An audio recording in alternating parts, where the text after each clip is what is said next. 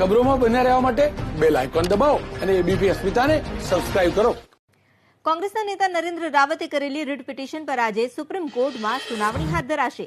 મહાનગરપાલિકા અને નગરપાલિકામાં વોર્ડ દીઠ એક બેઠકની માંગ સાથે નરેન્દ્ર રાવતે સુપ્રીમ કોર્ટમાં પિટિશન કરી છે. આજે સુનાવણી થાય તો 1 વોર્ડ 1 બેઠકનો મહત્વપૂર્ણ ફેસલો થઈ શકે છે.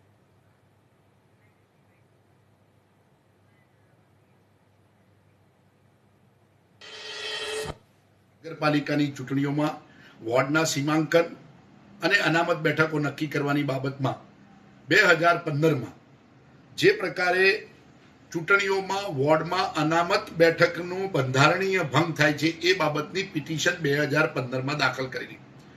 એનો નિર્ણય આજ દિન સુધી આવ્યો નથી. 2020માં આ જ પ્રકારની અમારા બંધારણીય અધિકારોને હનન કરતી બાબતની પિટિશન મેં 2020માં દાખલ કરેલી. આ બંને પિટિશનની સુનાવણી આજે સુપ્રીમ કોર્ટમાં છે, ચીફ જસ્ટિસની કોર્ટમાં છે. મહત્વની બાબત એ છે કે આવતા મહિને મહાનગરપાલિકાઓની મુદત પૂરી થાય છે. એ ચૂંટણીઓ યોજાશે કે નહીં એના ભાવિનો ફેસલો આ પિટિશનની આજની સુનાવણી પર છે.